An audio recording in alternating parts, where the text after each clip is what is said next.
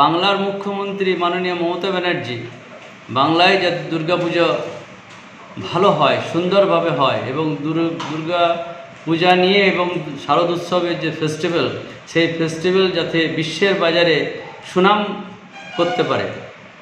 উৎসব যেখানে আমাদের এই দুর্গা পুজোর উৎসব রেড রোজের যে কার্নিভাল হয় সেটা হেরিটেজের সম্মান পেয়েছে সারা বিশ্বে।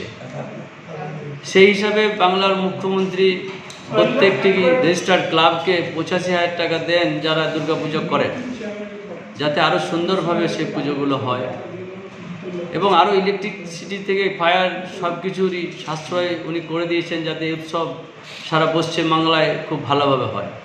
সেই রকমই ওনার পথ অনুসরণ করে দুবরাজপুর পৌরসভার পৌরপ্রধান বিগত কয়েক বছর ধরে আমরা দুবরাজপুরে যেসব পুজো কমিটি ওই 85,000 টাকা পায় না, সেই সব পুজো কমিটিকে ডেকেছিলাম আজকে।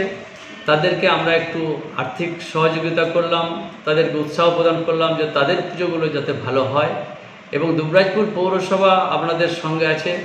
পীযূষ দা এটা কয়েক বছর ধরেই চালু রেখেছেন। আমরাও ওনার নির্দেশ মতো আজকে সেই সব পুজো কমিটিগুলোকে তাদের হাতে আমরা আর্থিক সহযোগিতা তুলে দিলাম এবং আমি চাইব এই শারদ উৎসব দুবরাজপুর পৌরসভা শুধু নয়, সারা বাংলায় খুব ভালোভাবে হোক। আমি দুবরাজপুর পৌরসভার তরফ থেকে দুবরাজপুরবাসীকে আমি শারদ উৎসবের শুভেচ্ছা জানাই।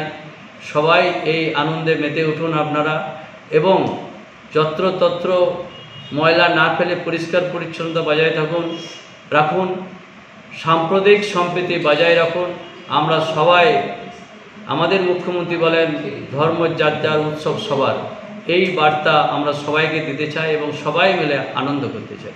আজকে কতজনকে দিলেন? এবং আমাদের লিস্টে ছিল 15 জন, তার মধ্যে আজকে 13 জন উপস্থিত আছেন। 2 জন হয়তো কোনো কারণবশত আসতে পারেননি, ওরা কালকে এলে নিয়ে